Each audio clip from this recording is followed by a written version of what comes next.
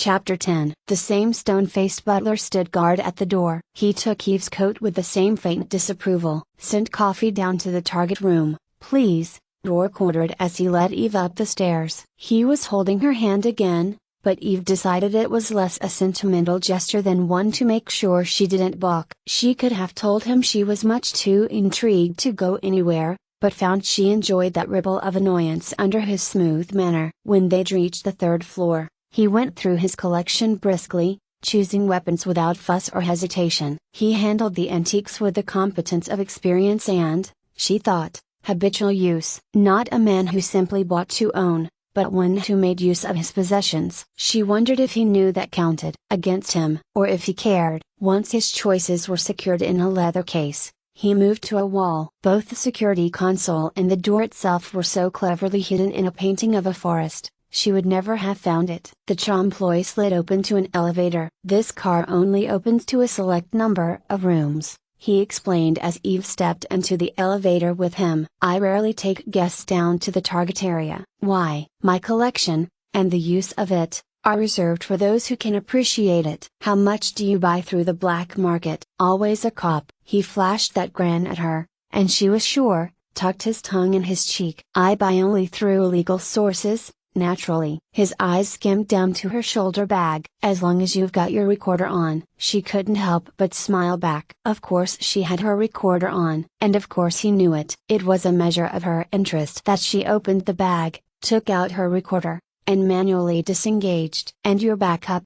he said smoothly. "You're too smart for your own good." Willing to take the chance, she slipped a hand into her pocket. The backup unit was nearly paper thin. She used a thumbnail to deactivate it. "What about yours?" She glanced around the elevator as the doors opened. "You'd have video and audio security in every corner of this place." "Of course." He took her hand again and drew her out of the car. The room was high-ceilinged, surprisingly Spartan given Rourke's love of comfort. The lights switched on the moment they stepped in, illuminating plain, sand-colored walls, a bank of simple high-backed chairs, and tables where a tray holding a silver coffee pot and china cups had already been set. Ignoring them, Eve walked over to a long, glossy black console. "What does it do?" "A number of things." Rourke set the case he carried down on a flat area. He pressed his palm to an identiscreen. There was a soft green glow beneath it as his print was read and accepted. Then lights and dials glowed on. "I keep a supply of ammunition here." He pressed a series of buttons. A cabinet in the base of the console slid open. "You'll want these." From a second cabinet,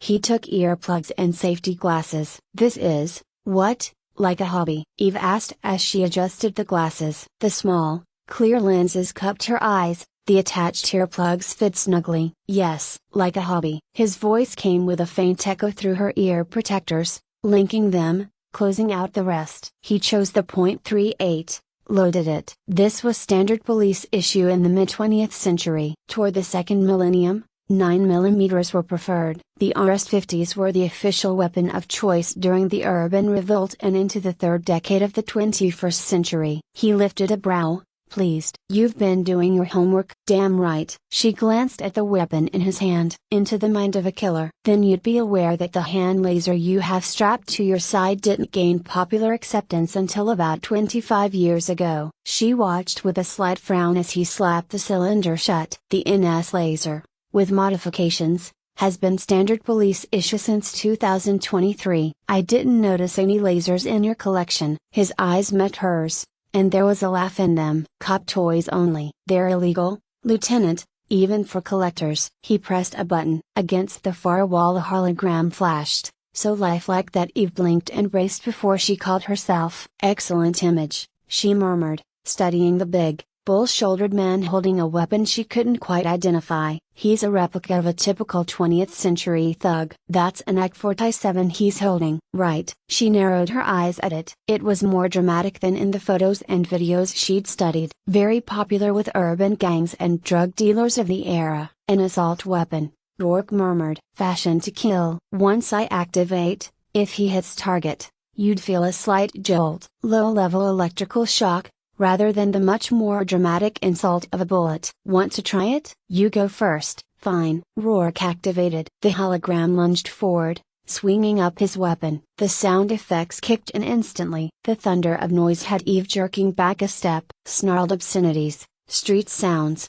the terrifyingly rapid explosion of gunfire. She watched, slack-jawed, as the image spurted what looked entirely too much like blood. The white chest seemed to erupt with it as the man flew back. The weapon spiraled out of his hand. Then both vanished. Jesus! A little surprised that he'd been showing off, like a kid at an arcade, Rourke lowered his weapon. It hardly makes the point of what something like this can do to flesh and bone if the image isn't realistic. Guess not. She had to swallow. Did he hit you? Not that time, of course. One-on-one. And when you can fully anticipate your opponent, doesn't make it very difficult to win your round. Rourke pushed more buttons, and the dead gunman was back, whole and ready to rock. Rourke took his stance with the ease and automation, Eve thought, of a veteran cop. Or, to borrow his word, a thug. Abruptly, the image lunged, and as Rourke fired, other holograms appeared in rapid succession. A man with some sort of wicked-looking handgun, a snarling woman aiming a long-barreled weapon at a .44 Magnum, Eve decided a small, terrified child carrying a ball. They flashed and fired, cursed, screamed, bled. When it was over, the child was sitting on the ground weeping, all alone. A random choice like that's more difficult, Rourke told her. Caught my shoulder. What? Eve blinked, focused on him again. Your shoulder. He grinned at her. Don't worry, darling, it's just a flesh wound. Her heart was thudding in her ears, no matter how ridiculous she told herself was her reaction. Hell of a toy, Rourke. Real fun and games time. Do you play often? Now and again. Ready to try it? If she could handle a session with VR, Eve decided, she could handle this. Yeah, run another random pattern. That's what I admire about you, Lieutenant. Rourke selected ammo. Loaded fresh. You jump right in. Let's try a dry run first. He brought up a simple target, circles and a bullseye. He stepped behind her, putting the .38 in her hands, his over them. He pressed his cheek to hers. You have to sight it, as it doesn't sense heat and movement as your weapon does. He adjusted her arms until he was satisfied. When you're ready to fire, you want to squeeze the trigger, not pump it. It's going to jerk a bit. It's not as smooth or as silent as your laser. I've got that, she muttered. It was foolish to be susceptible to his hands over hers, the press of his body, the smell of him. You're crowding me. He turned his head, just enough to have his lips brushing up to her earlobe. It was innocently unpierced, rather sweet, like a child's. I know, you need to brace yourself more than you're used to. Your reaction will be to flinch. Don't. I don't flinch. To prove it, she squeezed the trigger. Her arms jerked, annoying her. She shot again, and a third time, missing the heart of the target by less than an inch. Christ, you feel it, don't you? She rolled her shoulders, fascinated by the way they sang in response to the weapon in her hands. It makes it more personal. You've got a good eye. He was impressed, but his tone was mild. Of course, it's one thing to shoot at a circle, another to shoot at a body. Even a reproduction. A challenge?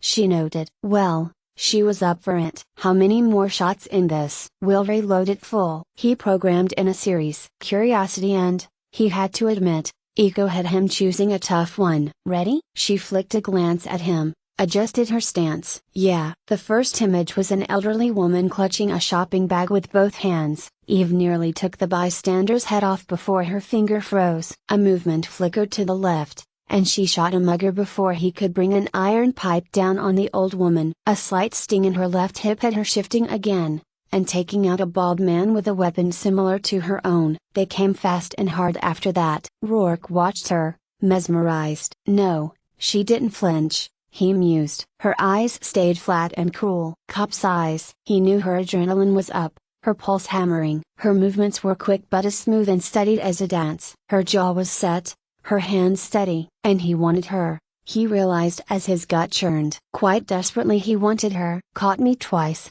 she said almost to herself. She opened the chamber herself, reloaded as she'd seen Rourke do. Once in the hip, once in the abdomen. That makes me dead or in dire straits. Run another. He obliged her, then tucked his hands in his pockets and watched her work. When she was done, she asked to try the Swiss model. She found she preferred the weight and the response of it. Definitely an advantage over a revolver, she reflected. Quicker, more responsive, better firepower, and a reload took seconds. Neither weapon fit as comfortably in her hand as her laser, yet she found both primitively and horribly efficient. And the damage they caused, the torn flesh, the flying blood, turned death into a gruesome affair. Any hits? Rourke asked. Though the images were gone, she stared at the wall, and the after images that played in her mind.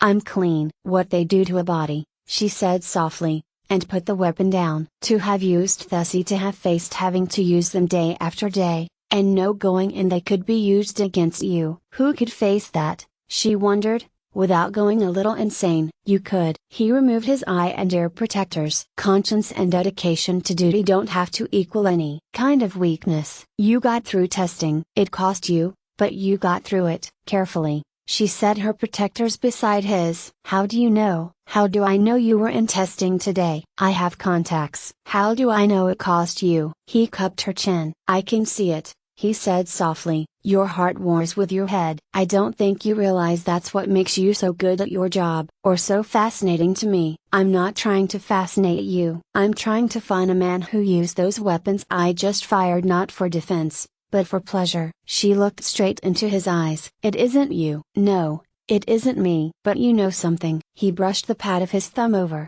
into the dip in her chin before dropping his hand. I'm not at all sure that I do. He crossed over to the table, poured coffee. 20th century weapons, 20th century crimes, with 20th century motives? He flicked a glance at her. That would be my take. It's a simple enough deduction. But tell me, Lieutenant, can you play deductive games in history, or are you too firmly entrenched in the now? She'd wondered the same herself, and she was learning. I'm flexible. No, but you are smart. Whoever killed Sharon had a knowledge, even an affection, perhaps an obsession with the past. His brow lifted mockingly. I do have a knowledge of certain pieces of the past, and undoubtedly an affection for them. Obsession? He lifted a careless shoulder. You'd have to judge for yourself. I'm working on it. I'm sure you are. Let's take a page out of old-fashioned deductive reasoning. No computers, no technical analysis. Study the victim first. You believe Sharon was a blackmailer, and it fits. She was an angry woman,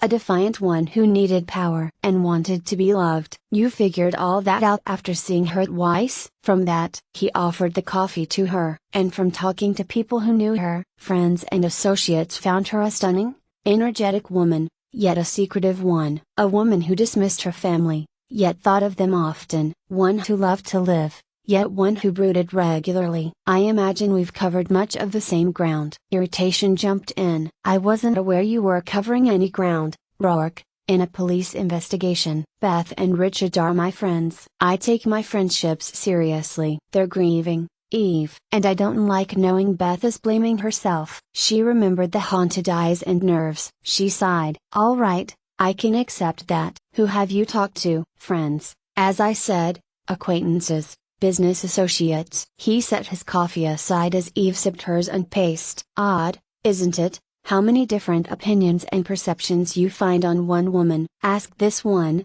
and you'll hear Sharon was loyal, generous. Ask another and she was vindictive, calculating. Still another saw her as a party addict who could never find enough excitement, while the next tells you she enjoyed quiet evenings on her own. Quite a role player. Our Sharon. She wore different faces for different people. It's common enough. Which face, or which role, killed her? Rourke took out a cigarette, lighted it. Blackmail. Thoughtfully he blew out a fragrant stream of smoke. She would have been good at it. She liked to dig into people and could dispense considerable charm while doing it. And she dispensed it on you, lavishly. That careless smile flashed again. I wasn't prepared to exchange information for sex. Even if she hadn't been my friend's daughter and a professional, she wouldn't have appealed to me in that way. I prefer a different type. His eyes rested on Eve's again, broodingly. Or thought I did. I haven't yet figured out why the intense, driven, and prickly type appeals to me so unexpectedly. She poured more coffee,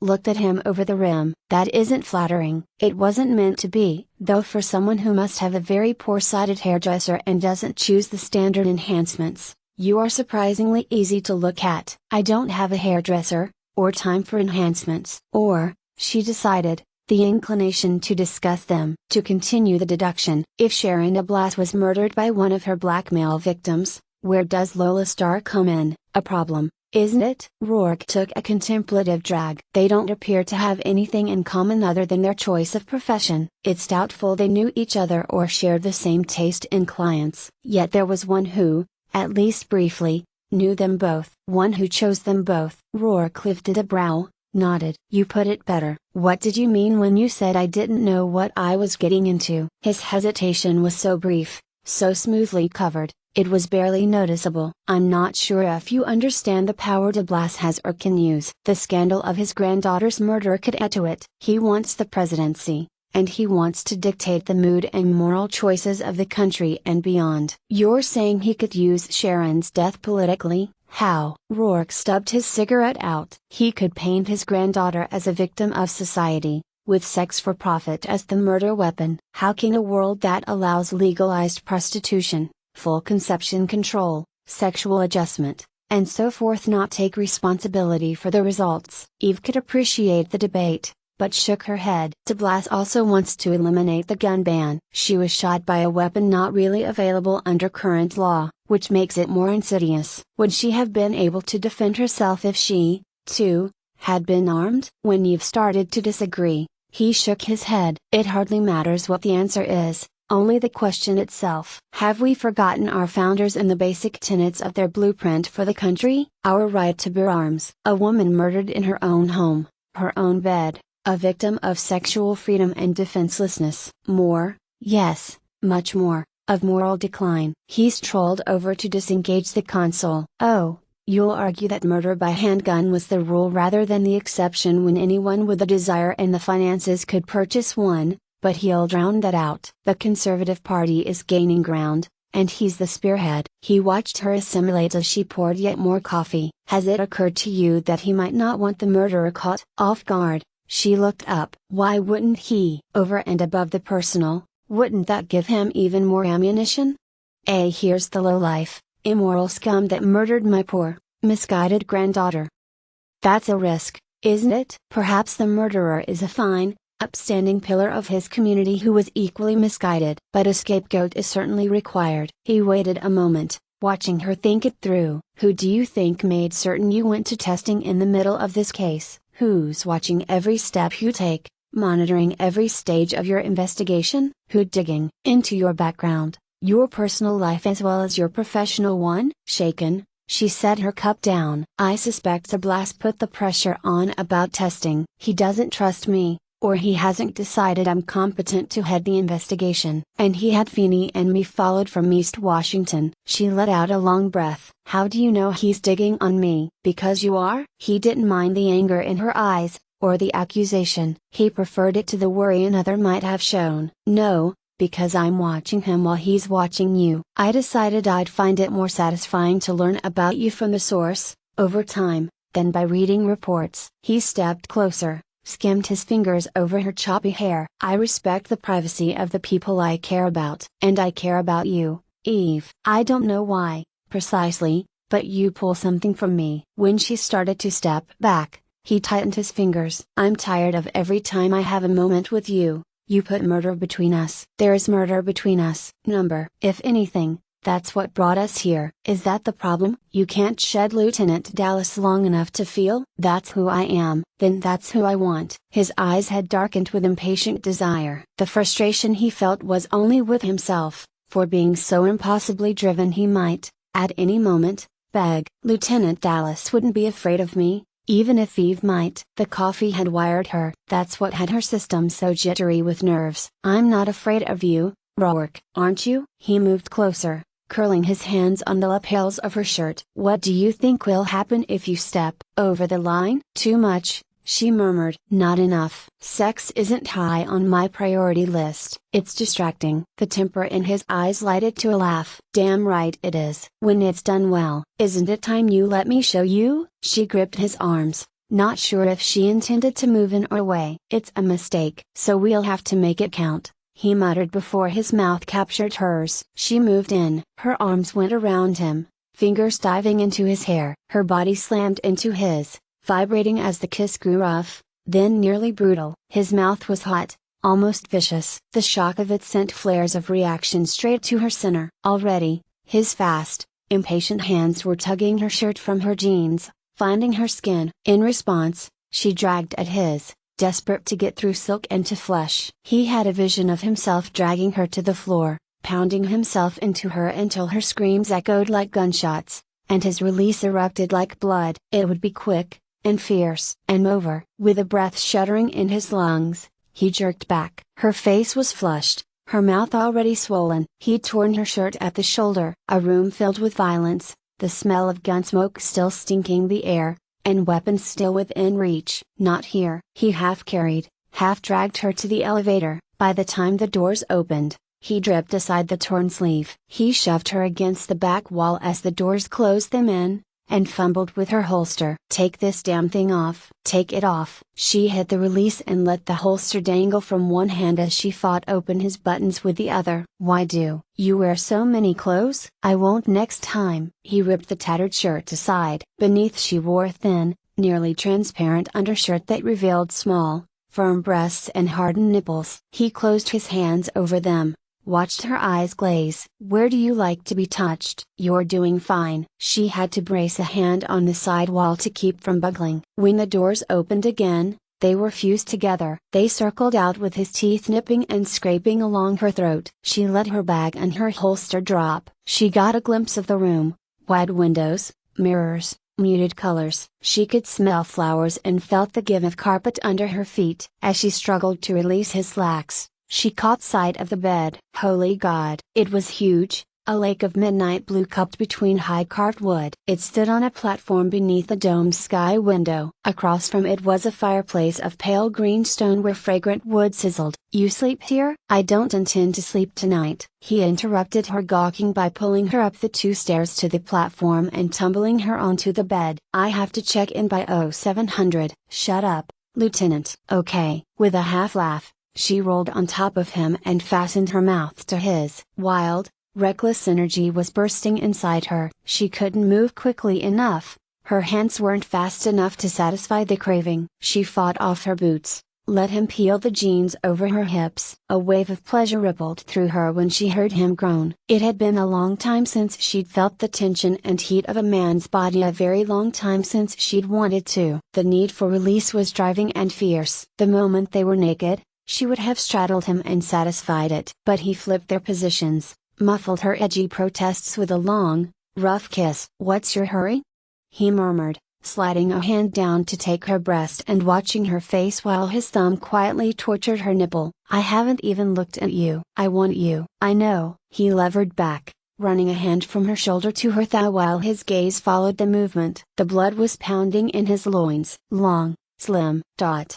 His hand squeezed lightly on her breast. Small, very nearly delicate. Who would have guessed? "I want you inside me." "You only want one aspect inside you," he murmured. "God damn it," she began, then groaned when he dipped his head and took her breast into his mouth. She writhed against him, against herself as he suckled, so gently at first it was torture, then harder, faster until she had to bite back a scream. His hands continued to skim over her, kindling exotic little fires of need. It wasn't what she was used to. Sex, when she chose to have it, was quick, simple, and satisfied a basic need. But this was tangling emotions, a war on the system, a battering of the senses. She struggled to get a hand between them, to reach him where he lay hard and heavy against her. Pure panic set in when he braceleted her wrists and levered her hands over her head. "Don't." He'd nearly released her in reflex before he saw her eyes. Panic, yes, even fear, but desire,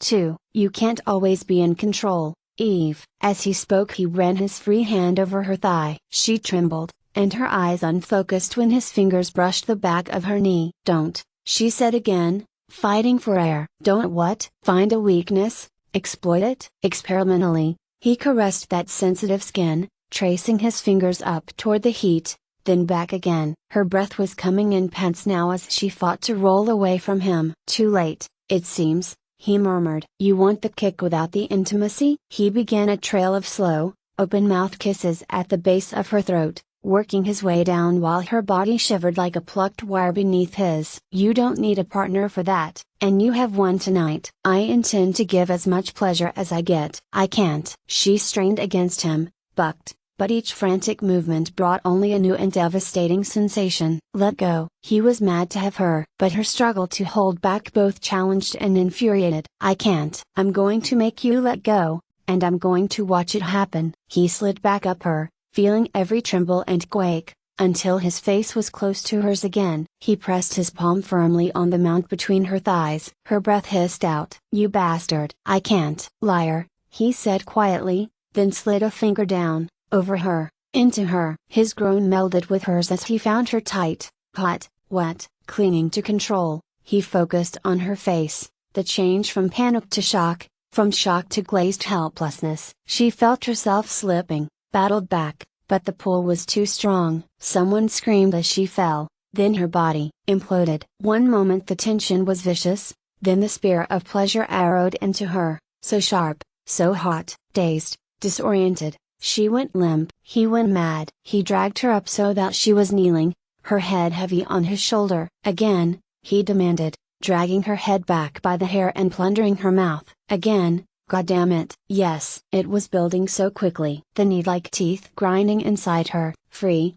her hands raced over him, and her body arched fluidly back so that his lips could taste where and how they liked. Her next climax ripped through him like claws. With something like a snarl, he shoved her onto her back, levered her hips high, and drove himself inside her. She closed around him, a hot, greedy fist. Her nails scraped at his back, her hips pistoned as he plunged. When her hands slid weakly from his sweat-slicked shoulders, he emptied himself into her,